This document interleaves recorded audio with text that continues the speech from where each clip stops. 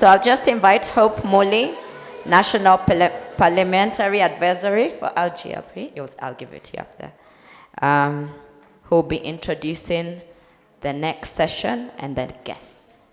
Good afternoon, everybody. I think we are energized, and it's very impressive that at this hour, at around 3:45, we are still very much attentive. Most places we've been to, and in many spaces, we know by this time we see some people resting their eyes. So congratulate yourselves and pat yourselves on the back. Yes.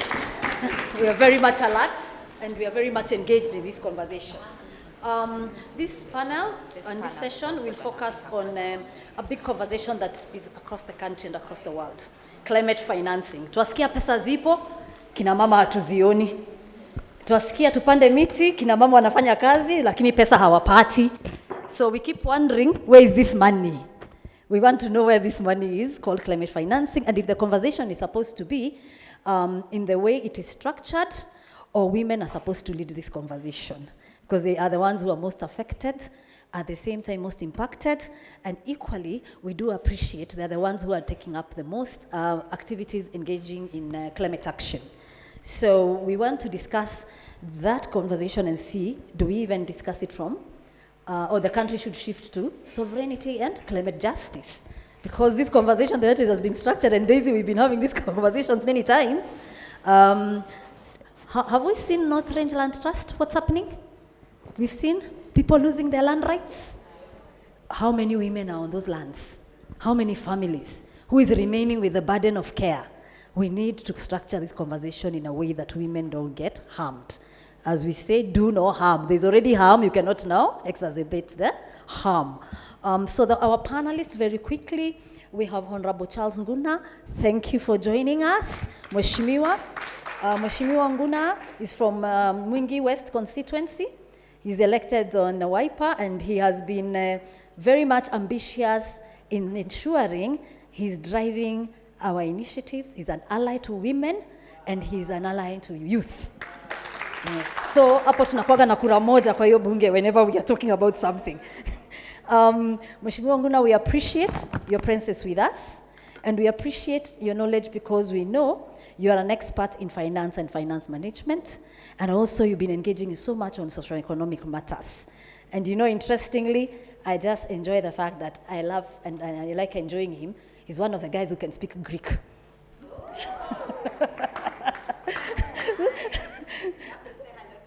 He'll say hello in Greek. Yes, then we can learn something.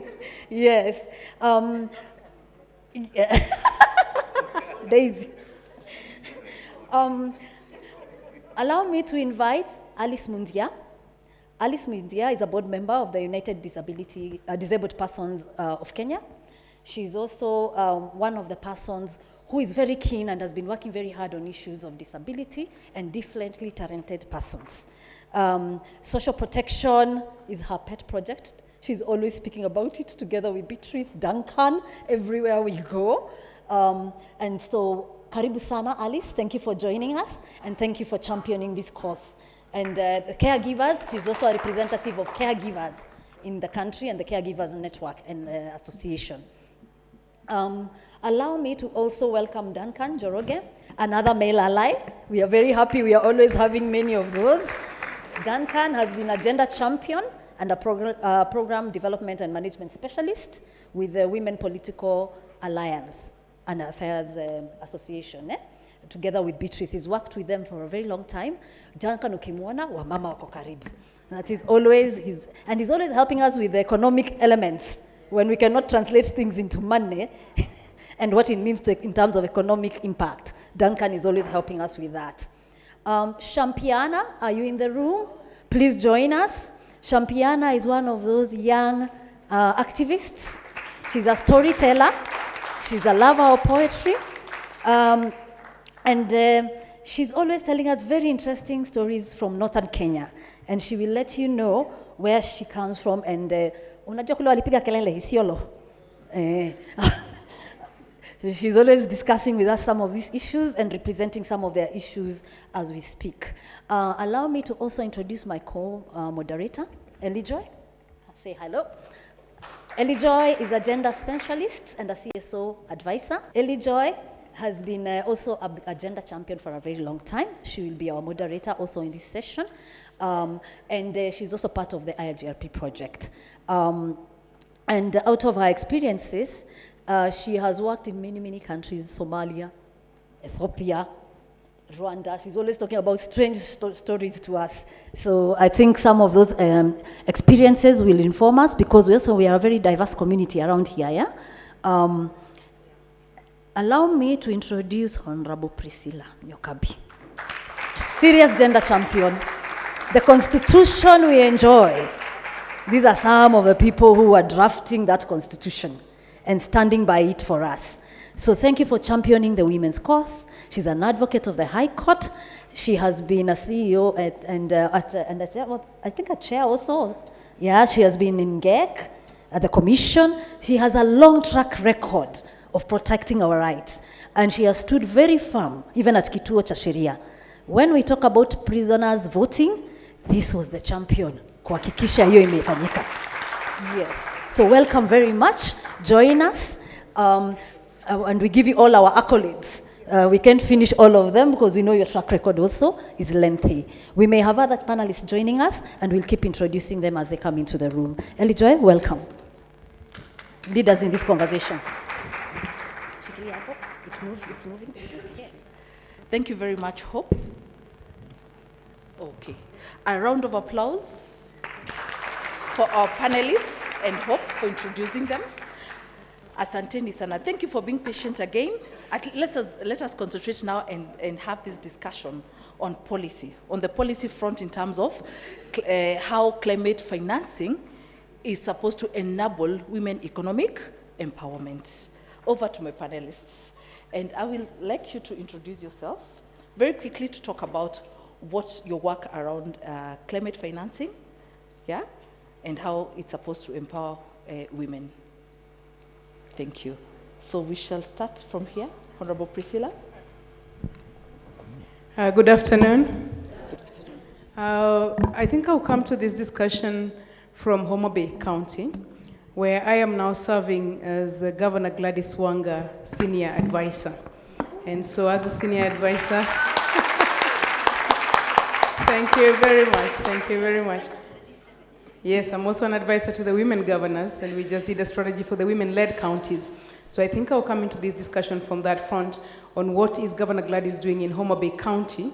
And because Homa Bay hosts 80% of the Lake Victoria shoreline, and so climate change in Homa Bay is real. When the lake rises, then there are real issues, and we can speak about what the women are doing. But other than that, I've also been a commissioner at the National Gender and Equality Commission, also watching the SDGs and looking at implementation of SDGs, including those that relate to climate issues. And then as an advocate, the Constitution of Kenya 2010, the two-thirds gender rule, and some of the conversations around the Constitution. How does the inclusion framework in the Constitution come into the climate finance discussion? Thank you. A round of applause. Very good. Viva kina mama, viva! Viva! Viva people of Africa, viva! Viva! Thank you very much. As had been introduced, my name is Champiana. I run programs for a community-based organization called Northern Vision in the interiors of Isiolo, a place called Gotu. So the organization written there, North Range Lands, supposed to be Northern Vision community-based organization. And before I continue, where I come from, it is not permitted to continue speaking without mentioning a word of wisdom. So please allow me to indulge you. Wan borani jede, laftin had nama. The Borana people say that the land or the earth is your mother, and it will take care of you when you take care of it. And so this is the foundation of what our community-based organization works on in the grassroots. Our main focus is on education and climate justice in the grassroots. We have communities that are mostly considered indigenous. Samburu, Rendile, Borana, where I come from, and a mix of other Cushitic tribes as well as plain Nilotes. And we try our best to live in peace, especially in Gotu, where I'm coming from. So climate finance is a big subject that is within the climate justice. And for us, we look at climate finance from the lens of adaptation. How do we build resilience? How, if climate change is here to stay, and if Africa does nothing for the next 10 years, we'll still be experiencing the same effects we are experiencing. So are emissions really the focus? No, the focus is adaptation, building resilience. And how do you build resilience without money? It's impossible. Thank you. Good. Kalispera sas. Okay. Afternoon, everybody. Good afternoon. Yes, my name is Charles Nguna, aka CNN. I was given that name by a professor when I was doing my master's degree in London School of Economics. Yes. The professor could not pronounce the Kamba names, so little did I know the CNN will be all over in my politics. I come from Wingi West. I'm a member of parliament, serving second term in parliament. Yes, I joined 2017 and I got re-elected 2022. And I speak 6 languages. Yes. Despite me having very thick accent. And my main one is Greek. I was raised up most of my childhood life in Athens, Greece, and I am here just to share a small story before we begin this conversation. Yesterday, I was the luckiest man in this planet. I'm a father of 4. And yesterday, I was looking for a girl. I've never had a girl. Yesterday, I was blessed with a baby girl.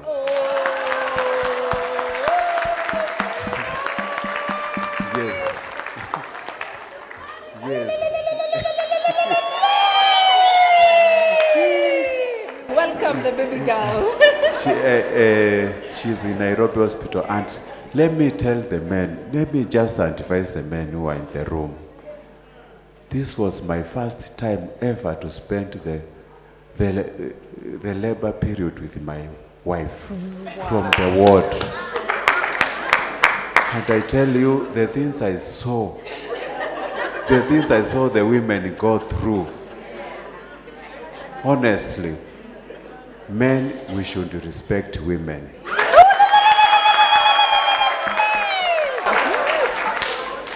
It was between 4 to 8 p.m.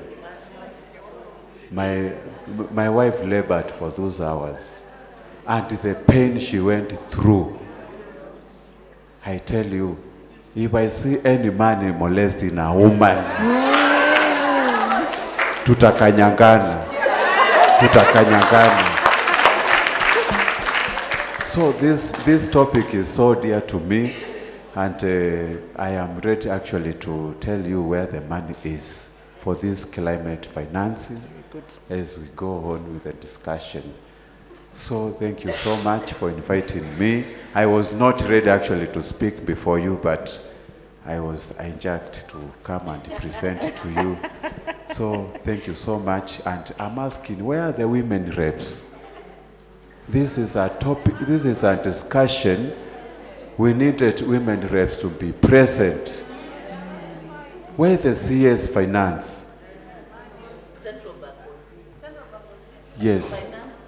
Yeah, finance should be here. The chair, budget and finance committee should be around. And even the CS gender, actually one of the representatives should be here. Substantive. And even the peers, small, the Women Enterprise Fund and also the WESO Fund. We need these people in this room.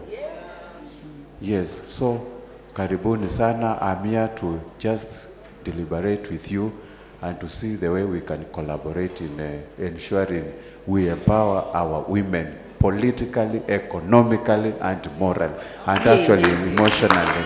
Asante. Thank you very much. Thank you very much. My name is Alice Mundia. I sit on the board of United Disabled Persons of Kenya, UDPK. I also chair a group that brings together autistic persons and their primary caregivers, many of them mothers, I included. It's called Differently Talented Society of Kenya. What do we do in UDPK, or the umbrella body of persons with disability, in ensuring that persons with disabilities and their respective organizations are involved in the conversation of climate change, climate actions, climate justice. So UDPK is on the forefront when it comes to championing for disability inclusive policies, and of course ensuring that persons with disabilities are meaningfully participating in the conversation. We know, of course, there are gaps existing, but we acknowledge that as an umbrella body, we need to see persons with disabilities involved in all the processes. So thank you very much. Asanteni. Thank you very much. I think today I might be the most prominent man in this room since the morning when I was given all the accolades by Peter and now Hope and the team. Actually, I've been in the women's movement, I think, for more than 15 years. I started being nurtured by Daisy and Beatrice a long time ago. Since when I was a small boy, they used to call me the kijana wa akina mama. But now I think I'm aging. I think I should now change the title to mzee wa akina mama. So I'm Dan Kanjeroge, and I work with Women Political Alliance. I'm the program manager. I also hold different titles, even the team that was here in the morning, African Women Studies Center of University of Nairobi. I'm also part of the team. I usually work on program development and also supporting women programs. And when it comes to climate financing, I'm involved in quite a number of programs that support women in climate change and also dealing with the impacts of climate change. One thing, because we all know that climate change affects majorly 3 sectors. That is the sector of agriculture, water, and energy. And we all know that these are the sectors that heavily involve women, and meaning that women are the most affected. And therefore, when it comes to availability of resources and also support to women enterprises in matters relating to climate, I think women should be at the forefront. We are still far behind in terms of even the current policies that we are developing around climate financing. The voices of women is still not being heard, and that is why we are here as both as Women Political Alliance and the various civil societies, and we are very grateful to Parliamentary Center and the IGLGP project, because this has been the sector that we've been looking at mostly to see how do we make sure that women are at the center of legislative processes in Kenya, and we are doing the best we can. We'll share more as we progress with the conversations. Thank you very much. Thank you very much. Being the last panel of the day, we want to crown it very well. And because we have our members present here, we want to do the bunge clap. Ukisikia umeguzwa roho, tunafanya bunge clap. Sawa? All right, so we do 1, 2, 3. Mesikia? Haya. Mara 3. 1. 2. 3.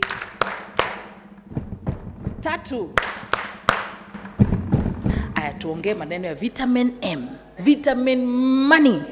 Bila pesa kwa mfuko, hakuna conversations. Women must have money in their pockets for us to have an economic trajectory in this country.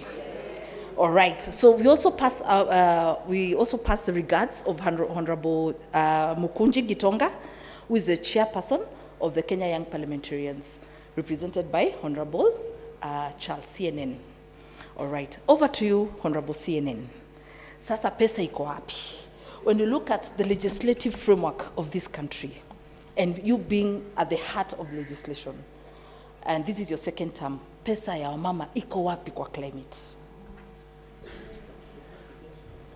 This financial year, 2024-2025, the Minister of Environment, there is 4 billion shillings towards planting and reforestation. 4B in the ministry we are supposed to undertake by the close of this financial year, that is June 2025. So I think we need Anden Duale to be present to explain to us where this money is. And the concept was to give the small enterprises, the women planting trees and the youth actually who have got nurseries, buying those seedlings and taking them to different government institutions like schools, hospitals, markets, and even universities. We need to know where the money has gone, and I think we'll be doing that. We have got authorities like KRA, Kenya Airports Authority, KENA, which is Kenya National Highway Authority, KURA, which is Kenya Urban Roads Authority, Kenya Rural Roads Authority, have got 2% of their budget allocated for environment. We have seen them doing the roads. They are supposed to plant trees along those roads. Have they given women that tender to supply the seedlings? These are the places we need to go and knock and ask them, where is our money? NGCDF, 4 million. Where's your member of parliament? Has he ever given, or has she ever given any of the women or a youth these funds? Like in my constituency right now, 2 million is going towards acquisition of water tanks, and 2 million I am giving to groups which are planting these seedlings to supply to our schools, to our dispensaries, to our institutions. So your member of parliament has got 4.6 million. Are you aware of that? No. 4.6 million towards mitigation of climate change, which is supposed to be tree planting and also water supply. Minister of Interior and Coordination, they have been given target and they have a budget of almost 1.5 B. 1.5 B. Yes. Yes, there is money for climate mitigation in that ministry. So, Murkomen needs to explain to us what has he done so far until 2025 June this year. Then the other money is coming from all the ministries. All the ministries have got 2% their allocation to mitigate towards mitigation of climate change. And mitigation is only planting the trees. Where are this money? We need to hold these guys accountable. Like for my constituency, already I have started implementing this project, and 16 women groups have already undertaken the seedlings exercise, distribution in all these institutions. I have not seen the ministries, any of them, actually doing anything. Do you know how much it was given, the exercise to clean Nairobi River? Munajua? 2 billion.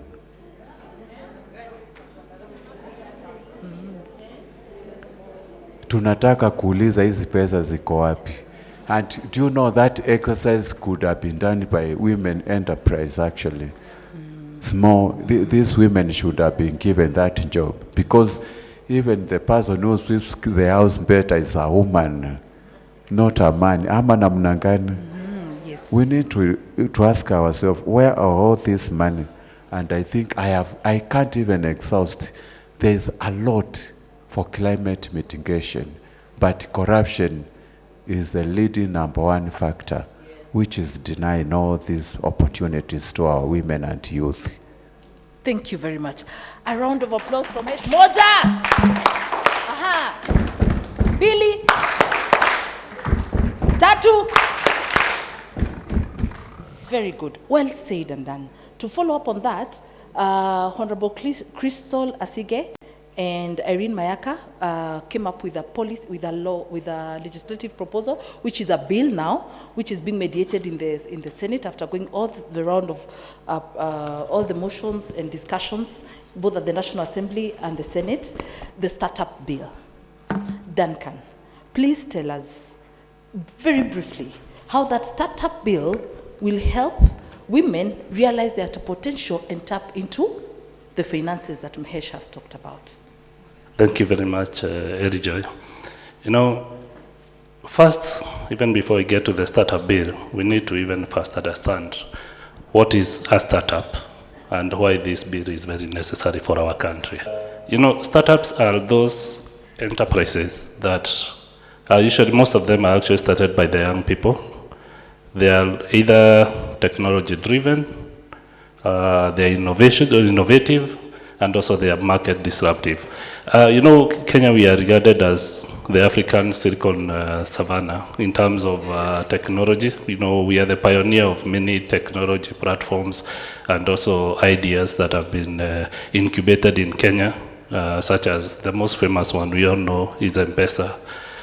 We have several other platforms that have coming from Kenya and also from outside. Most of the places where they are found best to incubate has been in this country. But the problem we have had as a country is that as much as our youth and young people are technology driven, we have not had any policy or any law to at least help them, you know, navigate through the startup businesses. And the startup bill provides a very good opportunity because it has provided a clear framework for registration of startups and also how the government can be able to support startups, including provision of tax incentives to startups and also protection of startups, you know, from external forces and such. It still has some gaps, you know, but it's something we are following with the Kenya Young Parliamentarian Association to at least see and make sure that it's actually helping the youth. In terms of how do our women benefit from startups?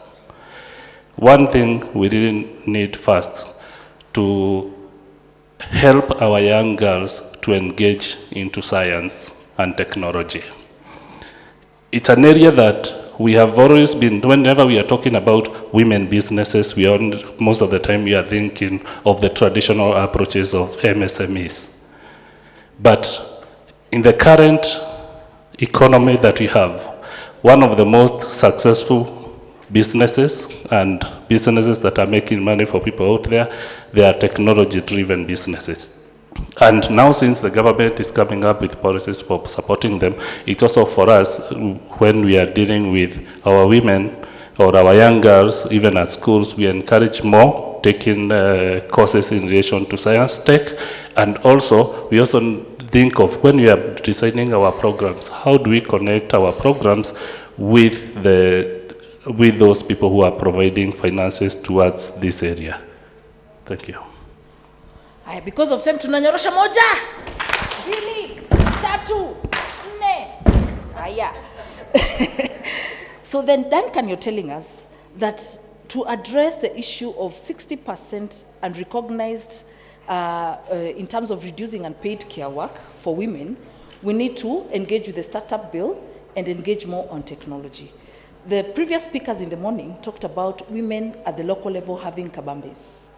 So could we, will that startup bill be able to address the kabambe issue or at the lowest level of the village to be able to interact and sell their produce without leaving their spaces?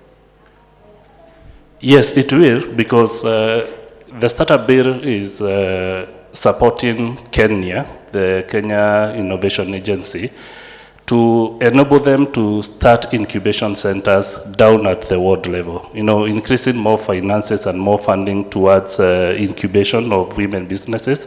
And when it's done at the ward level, it will promote more access to startup businesses and also to give people an opportunity to go and engage. You know, why startups, especially when it comes to climate change, is actually an important sector for women.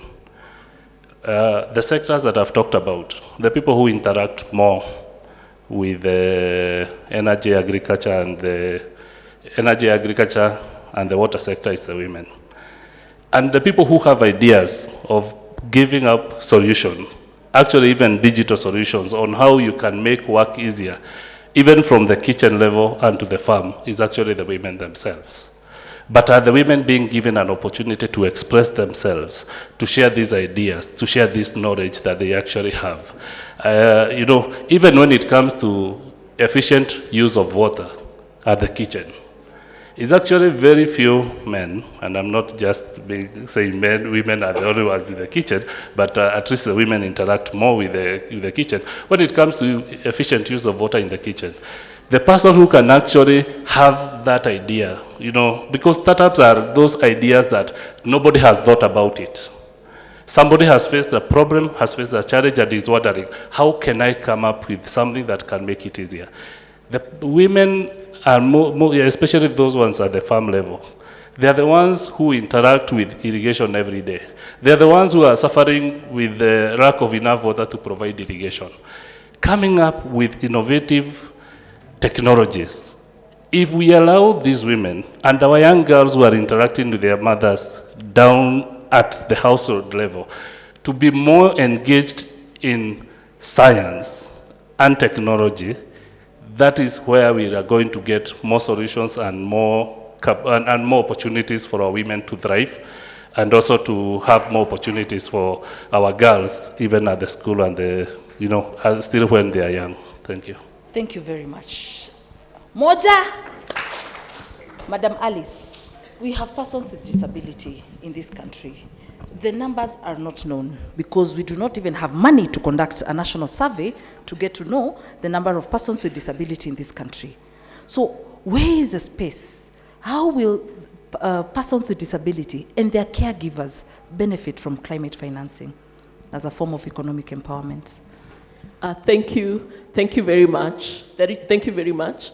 And as we discuss, of course, issues of persons with disabilities, we also take note of the intersectionalities, the attributes that define an individual. Because for the cluster or community or constituency of women, these women with disabilities, these young girls with disabilities. At the same time, on the other end then, we also have mothers who are the main caregivers of children with disabilities involved in all this conversation. One of the key things that is happening is that this retro-representation of persons with disabilities and of course their primary caregivers in this conversation. And when you look at like what is happening at county level, 45 counties have come up with acts, climate change acts. But then the representation of persons with disabilities in the committees is a bit wanting. Some of course, we acknowledge that some of the counties have representation. So representation also becomes very, very key. Then at the same time, remember this is like a complex conversation. The issues around carbon credits, the issues around the financing, the multilateral and bilateral financing, the internal financing is a complex conversation. So persons with disabilities also need to be strengthened in terms of their capacity, be empowered to join in the conversation, and of course ensure that when material is presented relating to the climate financing discussion, it is presented in formats that persons with disabilities can be able to consume, across the various domains of disability. When material is also not presented in the right format, then it becomes difficult for persons with disabilities to be involved in this conversation.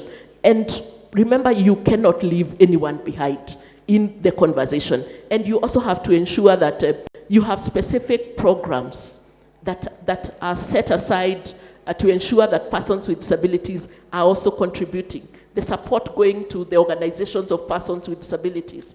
And I want to acknowledge the National Council for Persons with Disability. In the last financial year, they brought in a program on climate change. And I think 10 organizations of persons with disabilities benefited from that program. Yes, the funding was small, but then they were able to do a bit of initiatives. And I want to give an example of something that happened within my mother organization, DTSK, where mothers to children with autism and related developmental disabilities were trained on climate smart agriculture. And remember that many of them, because of as we talked about, the unpaid care work, they tend to spend a lot of long hours taking care of the children and will tend to be a lot of times within the home settings. So you want an innovative way for them to be able to get vegetables, have a kitchen garden, those corn gardens, vertical gardens, and then they learn how to irrigate the small farms closer to where they are, and they can earn an income, and at the same time they can be able to have some time to take care of their children. And at the same time, they can also feed their own families. So we also need to bring in innovation and technology and innovative methodologies to ensure that persons with disabilities are included in the conversation. When it comes to climate financing in general, what is happening? We would want to know, are persons with disabilities involved? Well, there's a lot of mention of persons with disabilities in the National Action Plan.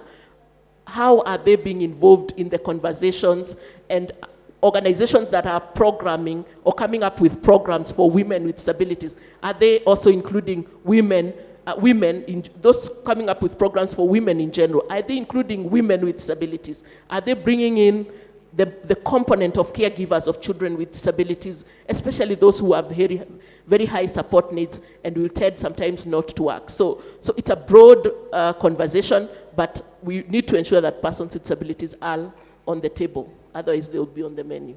Thank you. Ooh, it's sad to be on the menu. A round of applause. Moja, Billy, Tatu. Very good. Shampi, as you consult with Mhesh, you have talked about, you work with the marginalized communities. Those women, saa zingine anakosa chakula na lazima aombe. When drought comes, they have to go begging from their neighbors. When floods come, they're swept away. And this challenge is experienced by women extensively and persons with disability. So please tell us, how do we reach these communities with climate financing? Like Mhesha said, he has elaborated what is in the coffers. Are you able to benefit from that? Okay. If not, why? Okay, just a minute of a context of where I'm coming from. So where I'm coming from, first of all, is a place where also when people look at, they see a lot of resource and a lot of potential for money. And so Northern Vision, when we developed it, we are also thinking about unlocking the potentials of our indigenous women. Our women do not own land, yet they are the best when it comes to proper land use. Even with farming techniques, once they are taught and they realize something can come out of here, they are the best. And if you want to see that, come to GoTo. So I run a community learning center where we are doing aquaculture in a pastoral land. We are having fish to boost our food security. Food insecurity leading in ASAL regions. Then what does this mean? We are also buying food from neighboring communities. We are consumers. But a blessing that we have, despite having the desert, is that the mighty Ewasonyiro passes through our lands. And I always say that I'm so grateful to the Almighty that my home happened to be just near the Ewasonyiro, and we have fertile soils. I was looking at this land, and my dad said to me, Shampi, ata wewe umeenda shule, together with my sisters and my brothers, this land will not go to waste. And so we brought fish. The pregnant women, lactating women, children visibly strong from eating from the fish. And so us tulikuwa tuna promote that culture of, finding an alternative consumption of, in terms of feeds. And also, the water that is coming out of the fish ponds where we're keeping our fish is not going to waste. We are practicing traditional agriculture as well. We are contributing to the vegetation cover by planting crops that are drought resistant. Ndengu, watermelons, onions, nyanya, nini, all of these grow, and we're able to take them even into, if we can be consumers, why don't we be producers? And so this potential that has been realized where I'm coming from, when I think about climate finance, is something that will actualize such projects. But then climate finance at a national level is not really something that is felt even at that grassroots level. Why? Because from my view and in my experience, climate finance is being looked at from a global perspective. And if I do say so myself, from the global perspective, I feel there's confusion in the climate finance area. For starters, did you know that there is no agreed upon definition for what climate finance is? that some countries are even opening up chocolate factories and saying that is climate finance, and resorts and saying that is climate finance, and so on and so forth. You can find so many examples. So I think the solution for here back home, our climate finance cannot be climate finance the way other people are seeing it. We need to have a definition that is most suitable for us. I began by saying that adaptation is our first and foremost need. And what is adaptation looking like? When it rains, it floods. Why? There's no proper drainage. And when the sun shines, it is drought. Now there's no food. Where did that water go? We are putting in money in those dry areas, ASAL regions, constructions of a whole dam. I don't want to mention those dams. You know those dams that they said, I don't know where the money went to. Yet, there are cheaper options, like the sand dam, that can sustain a community for 6 months without a drop of rain, if they're able to maintain that sand dam. And it is cheaper than the other dams that we have. Even more, there are other technologies that are being, that are being implemented in other communities here in Kenya. Yata constituency, for instance, they are also in the ASAL region, but when you go to where they have been able to green their area. Why? Because they were able to tap into a source of water. They're using this technology of, I think it's called infiltration wells. Doesn't use solar energy, no electricity, just work with pressure, and your pump will work 24/7, producing water throughout the whole place. And this is something I was able to learn when I was in this program for inclusive legislatures for gender responsive policies by ASEPA. This is a program where I learned what gender-based analysis is and how it will apply to my work, and how exactly I managed to unlock the potential that the women in my community have. So, with this foundation, and even sitting here right now, for me, the solution is making, or rather, if we are going to be implementing global projects or global goals, can we just tailor them to what our needs are? Thank you. Very good. Haya. Hiyo ni yenu. Yetu moja, mbili, tatu, nne. Very good. We were the last, so we'll take the floor in just 15 minutes. Honorable Priscilla, you have been training members. You have had extensive experience in the House. You've been in Homa Bay. You have seen the impact of climate change. So, from your experience, where did the rain start? Where did all these issues start, and how can we address them through legal reforms? Thank you very much. And I just want to pick it up also from where Shabi has left it, in the sense of practical solutions. So it is indeed true that there's a lot of law, and I was just looking at the amount of law available on this subject. Since the Environmental Management and Coordination Act came to Kenya, MCA, climate change laws, carbon credit, and we did with the SEPA, I'm sure you remember, find out that in carbon credit, inclusion is very minimal. There is very minimal inclusion of women and youth.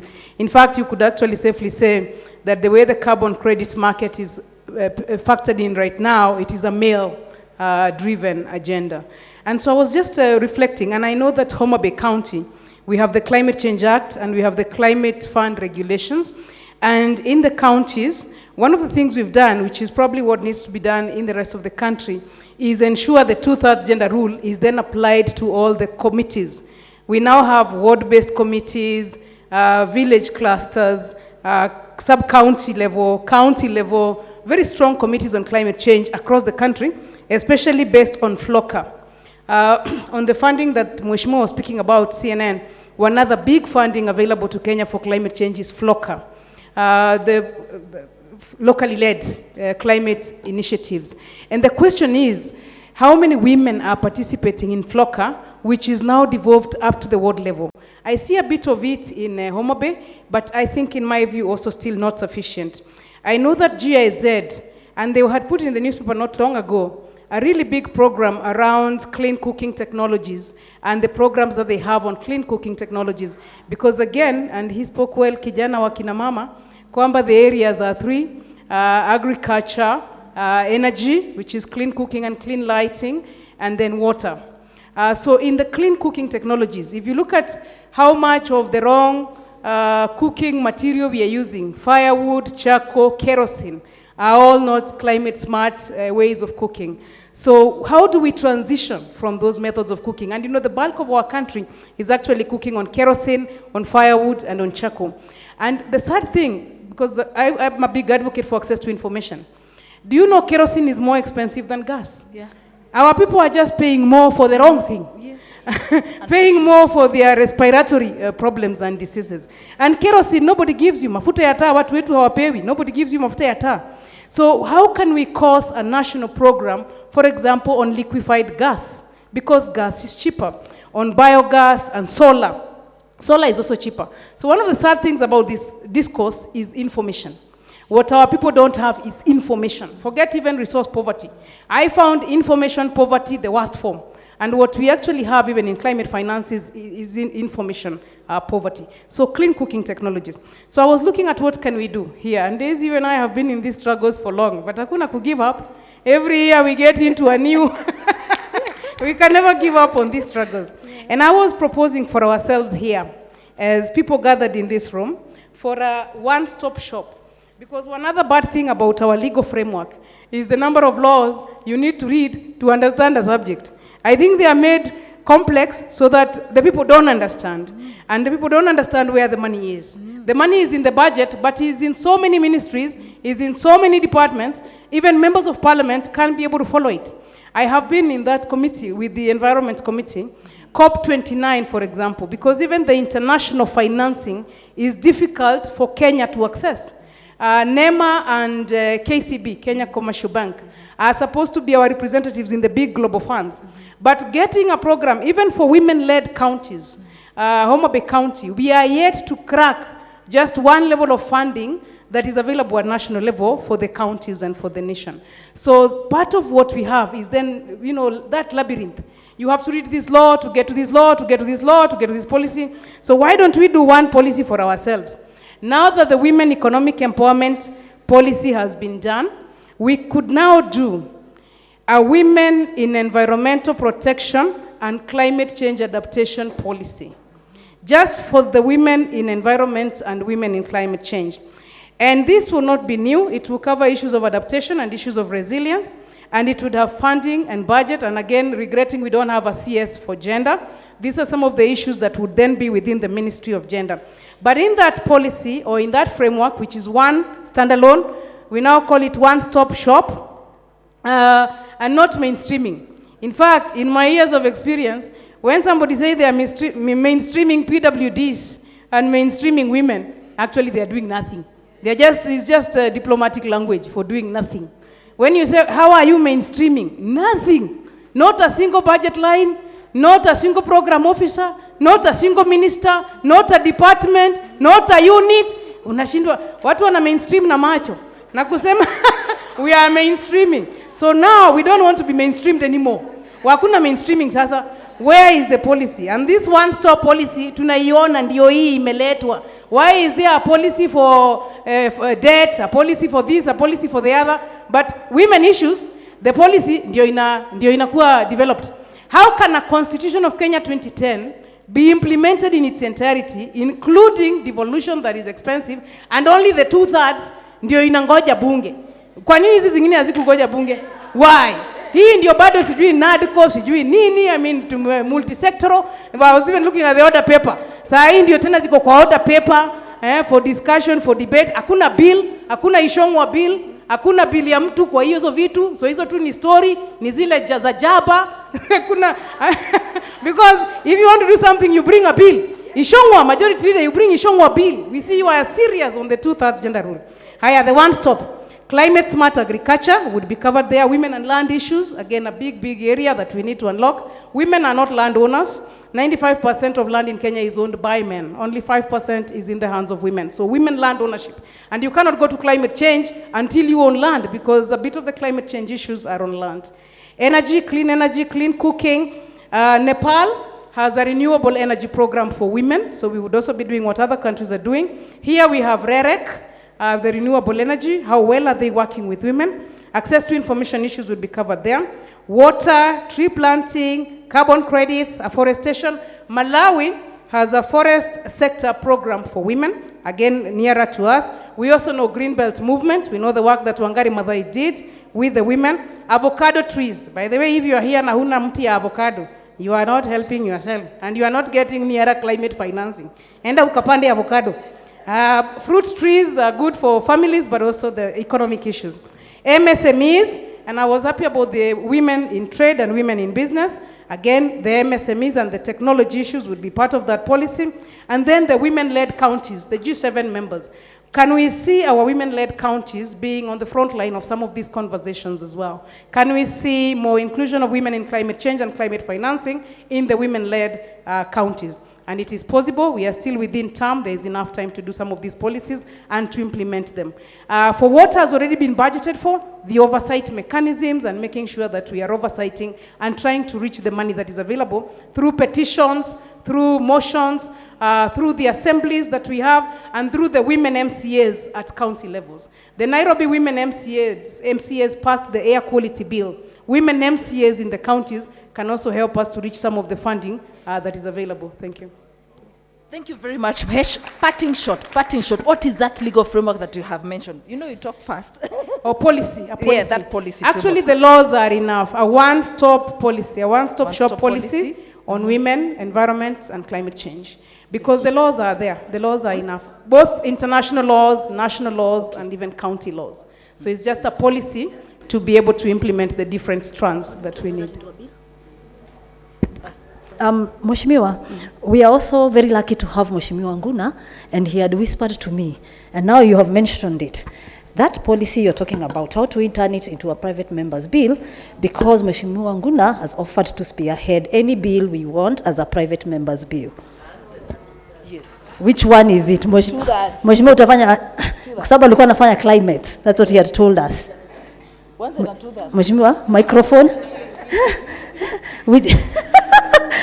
Msaidieni microphone. Please speak to the private members bill you are speaking to. I think I would like to interact with this lady who raised the issue of child care credit. Very important. We can do it in Parliament and pass it. And I know convincingly we will win with overwhelming majority on this. Then the issue of climate change. We need another conference. We unlock all the resources, actually, and give them to women and youth. You know, I always go, women, youth, women, youth. Those are the vulnerable people who need protection and empowerment. So I wish we can come up with, I'll come up with all the list we can access these funds and share it to you. Yes, we can work in each and every authority and department to give us this money. Yeah, personally, I am ready to partner with you in my NGCDA projects. If you know any woman group actually planting seedlings and trees, we can collaborate on this issue with supply. But if you do the quick calculation of 290 constituencies times 4.6 million, just how much is that? How much is that? 4.6 times 290 constituencies. It's a lot of money. We need to unlock these funds. And also, if it's possible, we legislate on it. We say it's only women who are going to supply these seedlings to our constituencies and to our institutions. In fact, you have driven me to declare officially, I'll talk with my CDF board to ensure women groups are put into first priority in supplying these things. Yes, even in water tanks we are talking about, we should give women priority on these matters. Issue to deal with the Minister of Environment. I'll get the chair environment and link to you directly. We can talk with the CS. I am sure Aden Duale and even our president Ed Angura in Dio planting over, is it 5 billion? How many billions of trees? I don't know, 15 billion. We can help them, but helping them by giving these women that job to plant trees and taking care of them, we can unlock all these funds. So for the child care credit, a very interesting topic to introduce in Parliament, and I'm sure it can work in our country. If it has worked, and we can borrow the leaf from developed countries to implement it. Asante. Thank you. Thank you, thank you. Let me just add something for Mheshimiwa.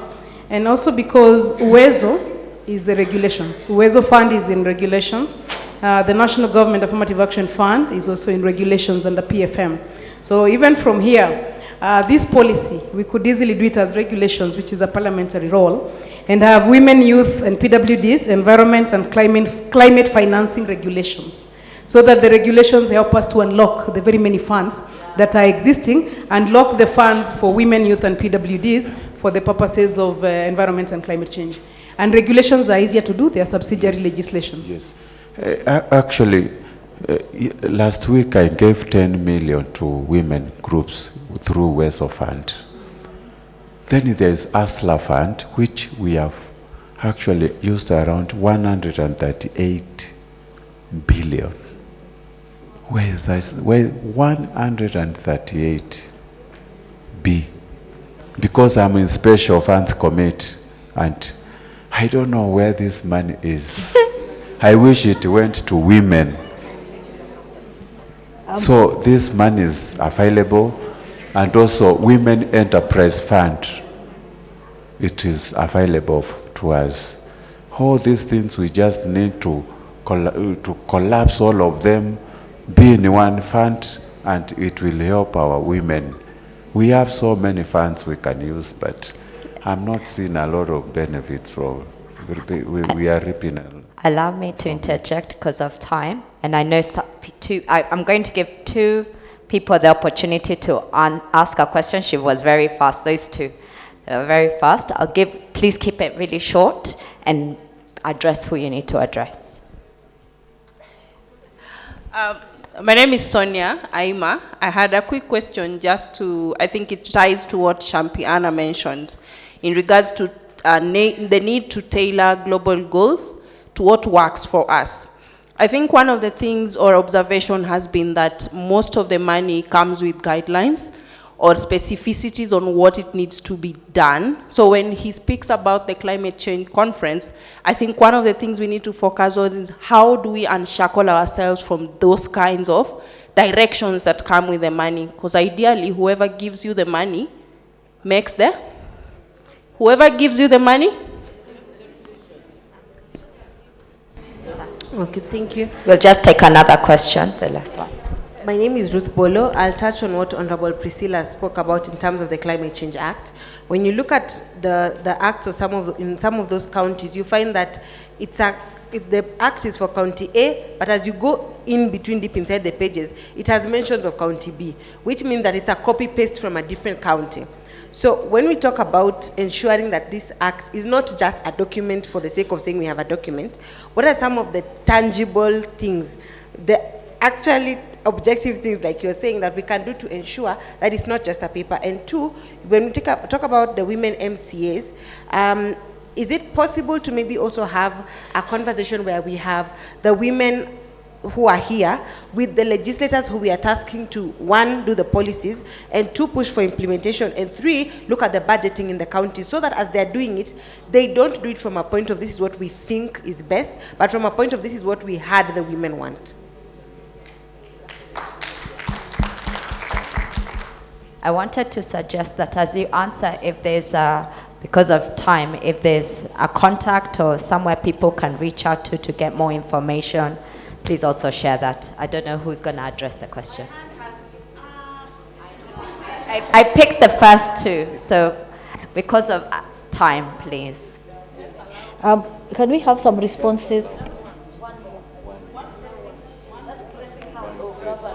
We have to keep it short, guys, because of time.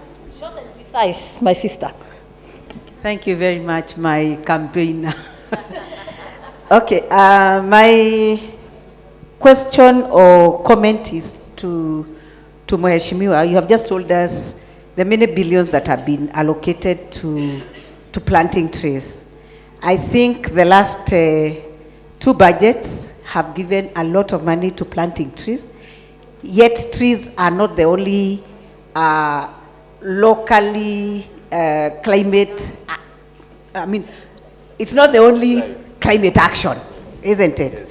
So we need to see really an impact assessment of what has that funding that has gone to trees generated.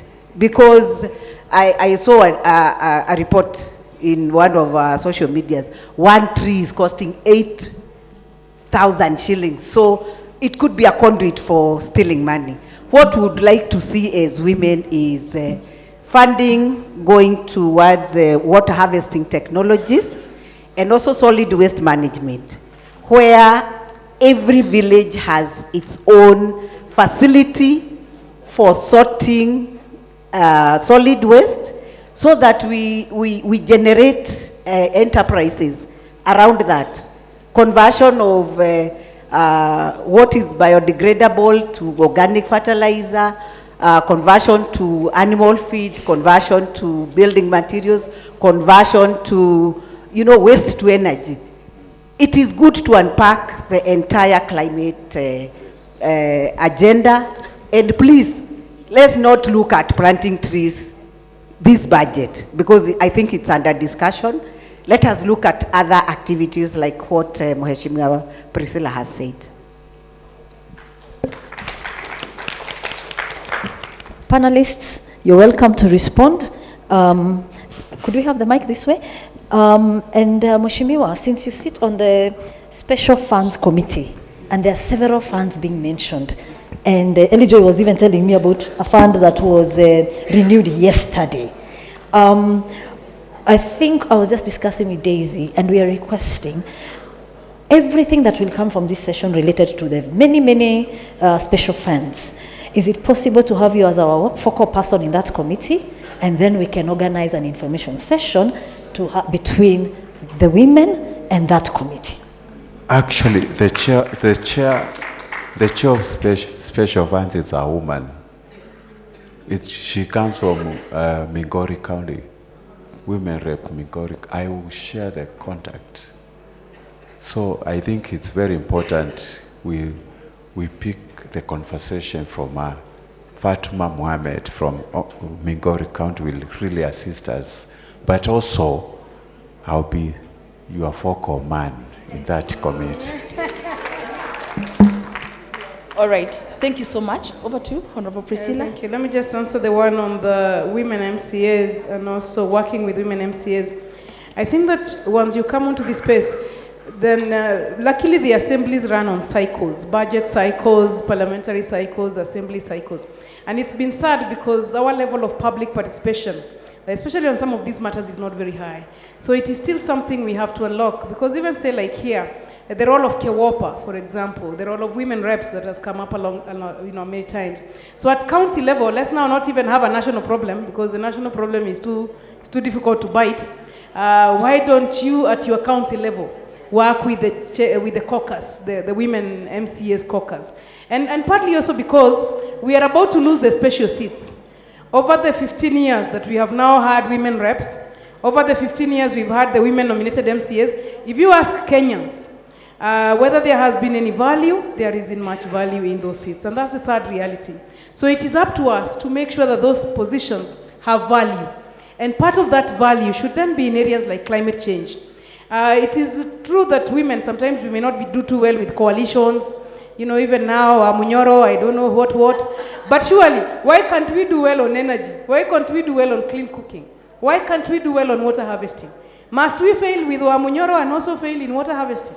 Must we fail in broad-based and also fail? Because even this broad-based, I think, is male-led, broad-based, broad-based government. In fact, it's men-only, broad-based government. Women are hardly featuring. But at sort of MCA level, let's work harder with the organizations that we have. Every time there's an advertisement for public participation, please just come around. Yeah, take an interest in your own county. Take an interest in your own county budget. By the way, part of the reason we have this widespread corruption is that nobody is watching the money.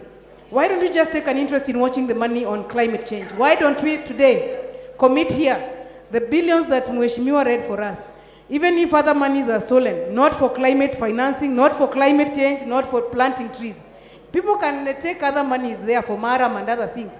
Must they also take for free primary education, free health, now even tree planting?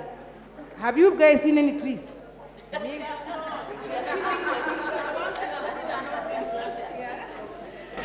Yes, so hello. If we are still together, please do this. Thank you very much.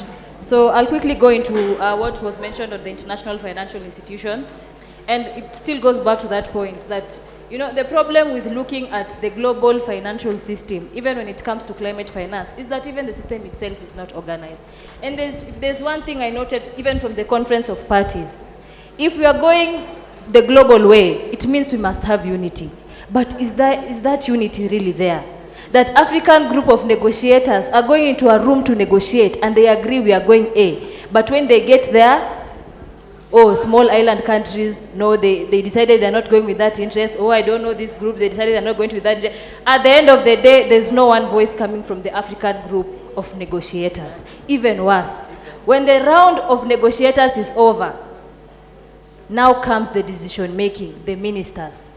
Were they even there when these decisions were being made? I will not answer that. I think you know the answer. And we wonder why. Every single time we go to it is now almost predictable when you go to this Conference of Parties. We know what happens the first day, second day, the Africans, they don't agree, they go. All of this is very frustrating, even from a young person such as I. And this now turns me to what now is the solution. We just go national. We start then from the bottom going up. Not the other one, not the better one. I hope we are together. Yeah, like my approach is we start now from the grassroots. We come now locally, our country itself. And how are we looking at climate finance? And it is unfortunate that the biggest source of climate finance that we are looking at, of course, is the carbon credits. Again, where I come from, we have the biggest in Africa carbon project run by the Northern Rangelands Trust. How do they look like? So in a pastoral communities, where your land is your food and your culture, soil carbon credits is what is applied. And this entails leaving the grass on the ground so that the carbon does not escape. So when you come to my community, the institutions that are doing this, they claim to have had or done prior informed consent. I have never met any single person in my community that can tell me what is carbon. And what is that project that is being implemented? Even worse, you come with your livestock, there's a fence. Maybe you had migrated, maybe it was time for the season of camels to go south. Everyone went south. When you want to go up, there's a fence. And on the other side of the fence where you are, completely dry, there's nothing for your pasture to eat. On the other side of the fence, greener pastures. Make one mistake, your animal or your livestock is found over that other fence. There are rangers who are neither police nor army who carry guns. So woe unto you if you manage to trespass into a land that was formerly a community land. And I think sometimes it's because also these lands are not registered. But if a land has not been registered, what business have you to come into this community to a land that is not registered? This is the injustice of our northern region pastoralists. It is what they are going through right now as we speak. That major big companies are trying to offset their carbons and they're being implemented in Maskini ya Mungu's land. That is what I call them. Because even when they go to these meetings, they don't explain to them what the kind of deal exactly they're getting into. You welcome a guest to your land, before you realize it, you are a guest in your own land. And it's very painful. So when it comes to climate finance, even in regards to carbon credits, leave alone the soil one, even when it comes to planting trees, I think planting trees is good, but maybe we can switch a bit our attention to vegetation cover. And the grassroots people, usually sometimes, they want to know what is benefiting them very fast. If I'm going to plant a tree here and it will take like 5 years to grow, is this really benefiting me in this moment? No. But if we focus on vegetation cover, and there's massive support, especially for the women because they're the ones in the land use, while the men wakipeleka kuchunga mifugo and the men are going to herd the animals. They tell you, bring arrowroots, cassavas, these things. 3 months, 4 months, you reap your own produce, you're able even to sell them, your tomatoes, your onions. And these soils from the northern lands, it might seem like there's no water, but you bring water and try to plant. You will see how much nutrients this beautiful soil has. And now as I finish, still on this point of women being good for the land, this is going to be my parting shot from my favorite book, The Caucasian Chalk Circle. And there's this quote which says, "Good things go to those who are good for it. Children to the motherly, that they may thrive. Good carts to good drivers, that they may be driven well. The valley to the waterers, that it may bear fruits. And I say this, give land to the women, because they make the best out of it." Thank you.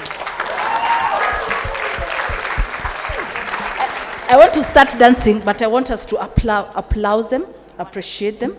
Okay, sure. I just got a classified information from the Minister of Treasury, and the officers asked not to be quoted. But every year we are getting $1.53 billion in Kenya. 1.53 B for climate change. Yes. Thank you. Wow. I think Hiyo parting shot nayo tumeisikia. 2 days ago, we also have private investors who want to invest in women. And we are asking ourselves, who are these women if ourselves and the grassroots women are not the ones benefiting from these coffers? The British International Investments gave a block in the second tier of disbursing funds, and they just signed with KCB $100 million. $100 million. This is the second tier. So the first tier, tujiulize ilienda wapi. So as our panelists have said, can we look for this money, have an information session where we discuss to find out where is this money, who is accessing it, where is it, where are the women in these discussions? If we are not benefiting, ni wamama wagani hao wana benefit? Kama sio sisi na wale tuna support at the grassroots. Kama hakuna pesa kwa mfuko, there is no discussion, si ndio? Vitamin M. Tunasemanga pesa ni sabuni ya roho. Bas. Na ya mwili.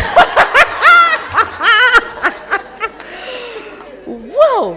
That was has the panel delivered? Yes. Thank you so much. Let's look for flowers because they're beautiful. We have a baby girl who has just been delivered to welcome to this world. And we appreciate all the flowers. Blue, yellow, white, greeny, pinky for the baby girl. Let's deliver. Moja, mbili, tatu. Na tufunge na ile ya bunge. 1, 2, 3, 4, 5, 6, 7, 8, 9, 10 delivered. Thank you so much for giving us this space to engage. Daisy, the discussion has just started. We have a lot of way forward. Kabisa, lazima tungare. So we appreciate our panelists. Thank you so much for dedicating your time to the women and the whole nation. We appreciate you. And we also appreciate the good work that you're doing. Yeah, we can't pay you for giving us this information, but we'll also have more information sessions. Tunashukuru sana. God bless you, and God bless all of us. Thank you.